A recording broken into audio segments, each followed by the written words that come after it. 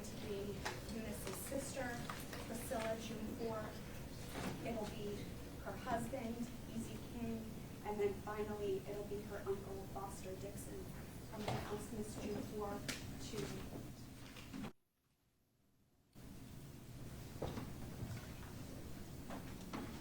All right, Ms. Dwumfour, good afternoon. Could you tell us your name, please, and spell your last name for the record? Dwumfour, Dwumfour. Okay. All right, I want to start by saying thank you, Your Honor. Thank you, prosecution. Thank you for everyone being here, and thank you to the defense because you did a really, or you really failed the case. I want to say thank you to God. Honestly, I can't say I will forgive you or be able to forgive you because you won't admit what you did and why. But the why would never justify what you did. For lack of a better word, your mother should be disgraced that she brought you into this world. She needs to take you out of it. Since you want to look around, look at me when I talk to you. You drove how long to kill a woman? What type of man are you? You must have thought you was the right? But really, you know what you did? You actually gave her a blessing. You let her, you gave her a blessing. Your Honor. You gave her a blessing. Nobody will about you. He gave her a blessing. He was able to let her go see her father. You know what's crazy? I've had dreams of revenge. I've had people offer me to do revenge, but I knew Eunice herself wouldn't be proud of it.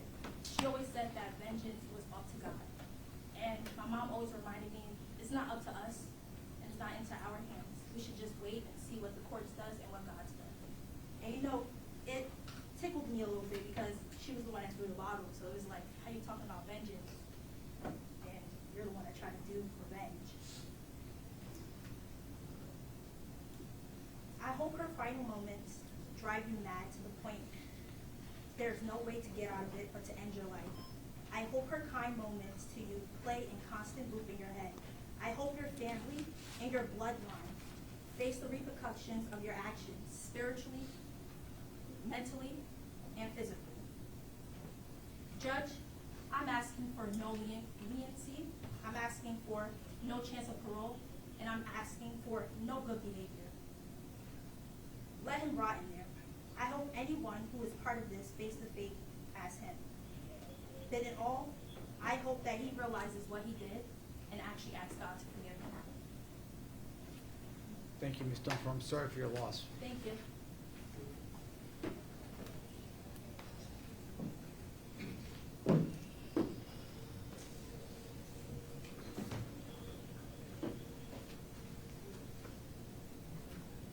Good afternoon, sir. Could you please tell us your name and spell your last name?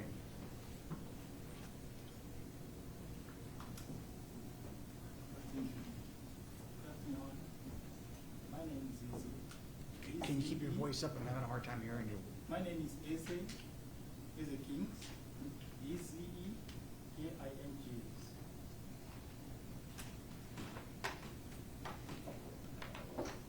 Your Honor, first of all, I want to say a very big thank you and the members of the court, the press, the prosecutors, and everyone, my family members, and everyone who have gathered here today for this cause.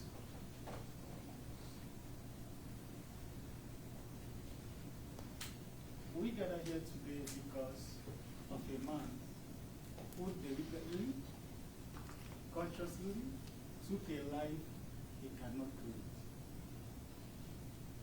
I met my wife, Pastor Eunice. I call her my angel. I call her my love. I call her my heartbeat. The very first day I met her in 2019, and I woke up to her, and I said to her, I like you, and I want to marry you.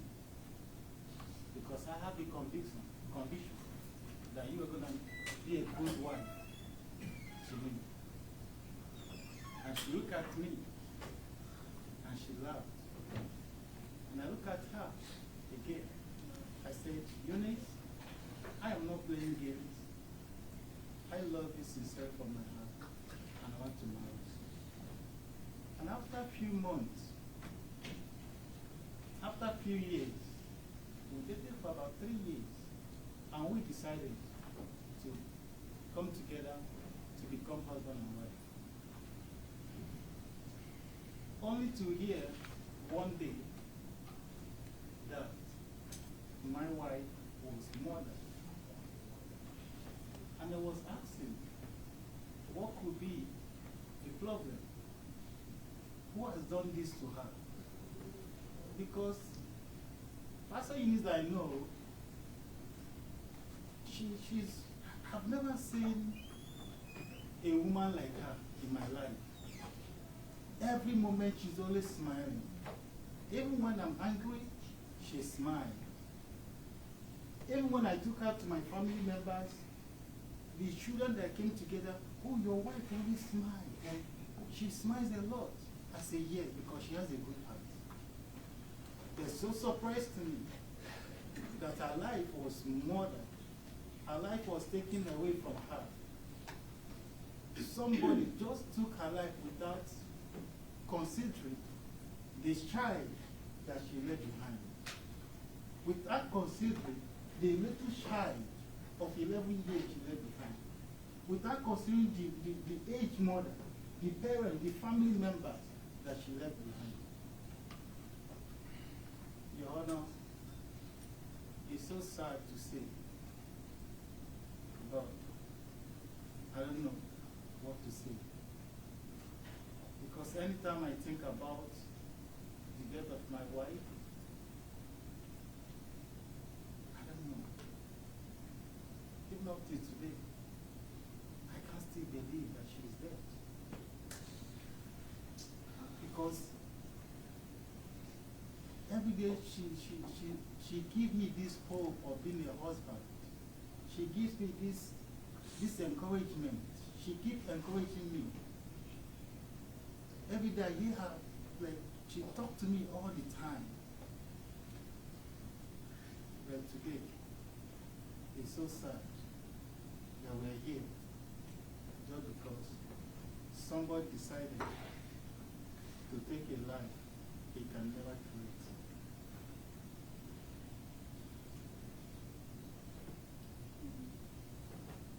My prayer is, as a husband, as a pastor, vengeance belongs to God. But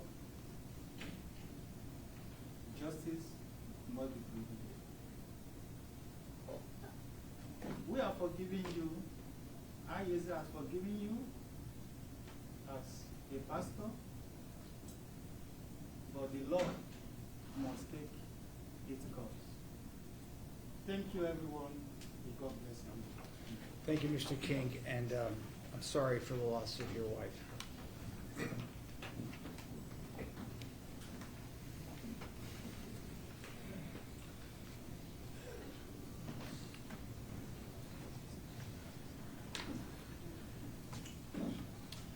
Good afternoon, Honor. Good afternoon, sir. Could I have your name and please spell your last name? Yeah, my name is Foster Dixon. Dixon, D-I-C-K-S-O-N.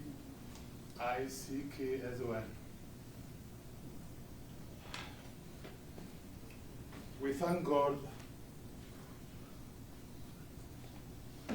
for how far He has brought us. I turn to my right and thank Assistant Prosecutor Christian Pigeon.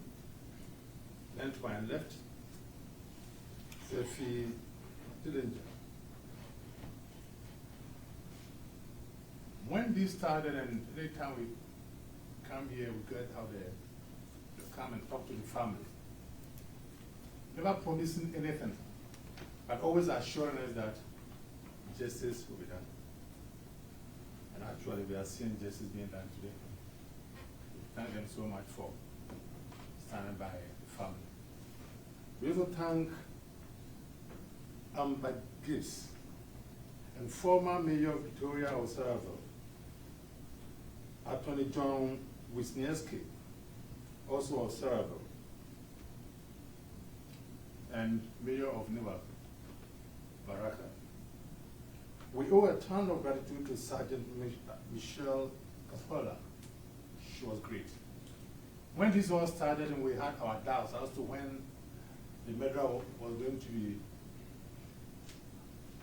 arrested, she assured us it can take a week, a month, or a year, but no matter how long it takes, we'll get it.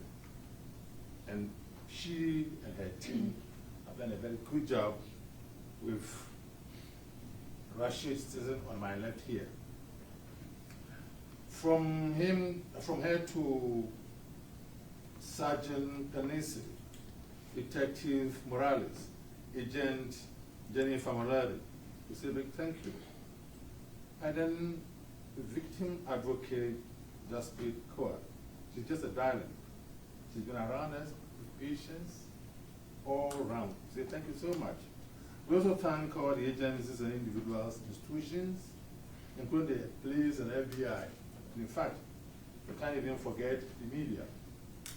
It's true, the media covering this, that has sent this message all around for everybody to see what is happening now. Then lastly to our church, the Church of Pentecost. Now the question is, who was Eunice Dwumfour? What has been read here actually answered that question. But let me put a few words who Dwumfour was.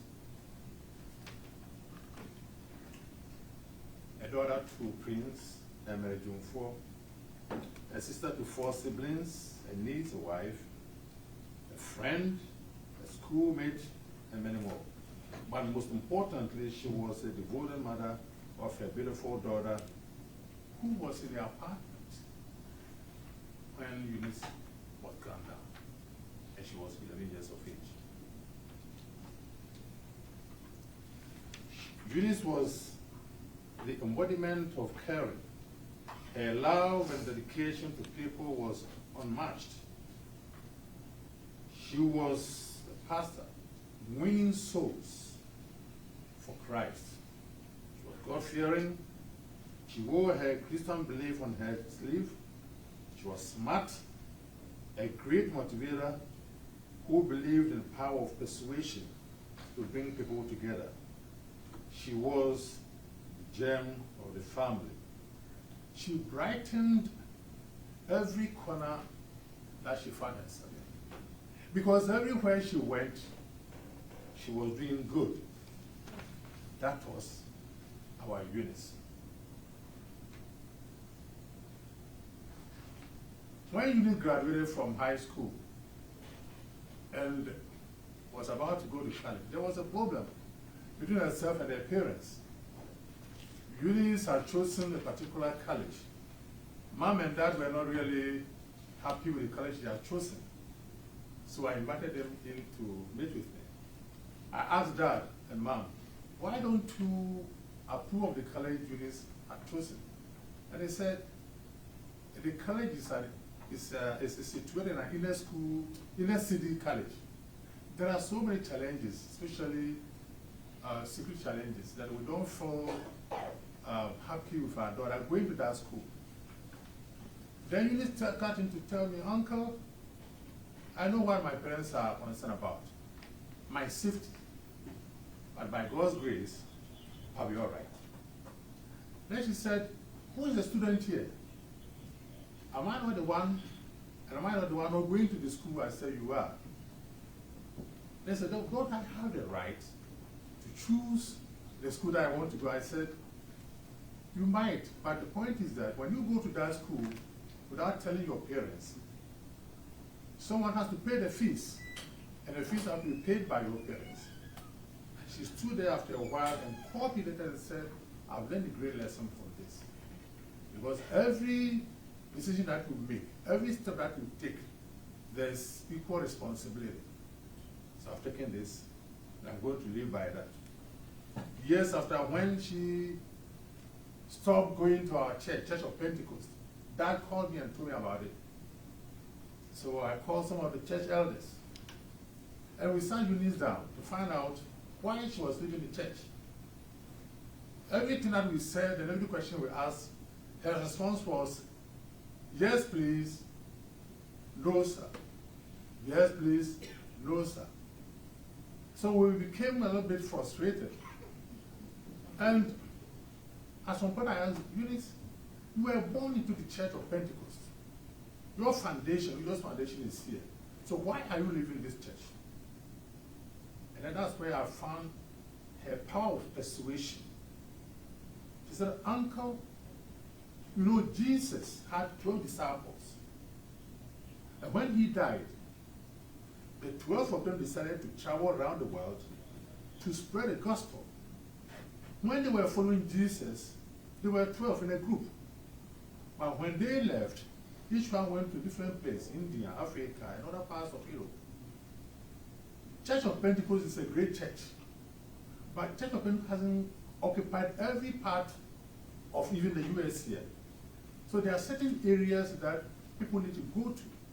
So if I'm no more with the church, just like one of the disciples, I'm somewhere that I can also touch souls. I can bring comfort to others. So let me be where I am. And I understood her. I was growing up and looking at her. What she was doing is exactly what has been read to you here, what has been explained to you here. She used to talk to me a lot about her daughter, Nicole. So one time I asked Eunice, what do you want Nicole to be in the future? She looked at me and said, that sounds a very difficult question. But let me tell you this. I want Nicole to have the best education. But when it comes to what she will be, let me see. There are people who are really meeting, who are having challenges, poor, vulnerable. And I think they need help. And that's what I've been doing. So if Nicole could get a job and be in the area where she could be of help to those in need, I love that. But most importantly, I see people that we think are very successful, well educated, and then we always think that everything's okay with them. But I have found out that some of them are having problems too. Anxieties and depression, and most of them are even lonely, and they've been committing suicide. Compare and see how many successful people are committing suicide against how many are poor. And I stood there and watched Eunice. And I said, really, you have understood your calling. This is the person that we're talking about. Eunice, who really understood her calling. Eunice, who touched the lives of many. Eunice, who was so God-fearing.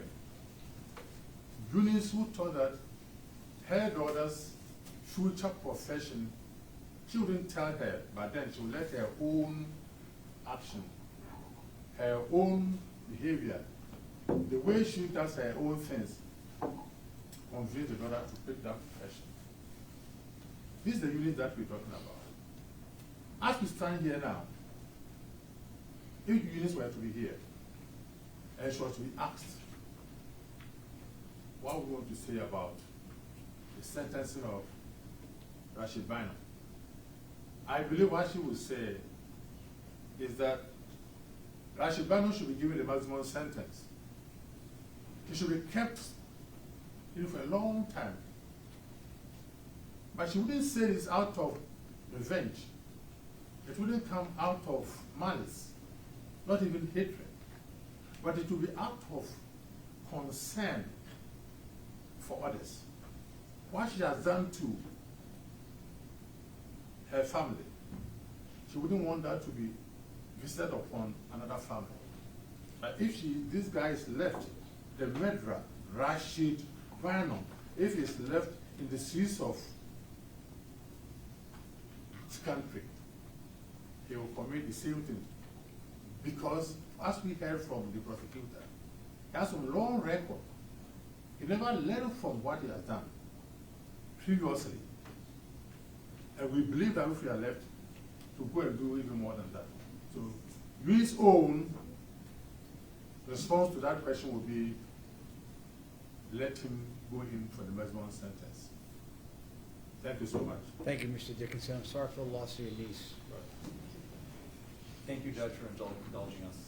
It is so difficult to capture a lifetime in but a few minutes. What the court just heard was just a small preview into the magnitude of this loss. The world is watching, Judge. We implore you, please give the family the closure that they so desperately need. Thank you. All right. Thank you, Ms.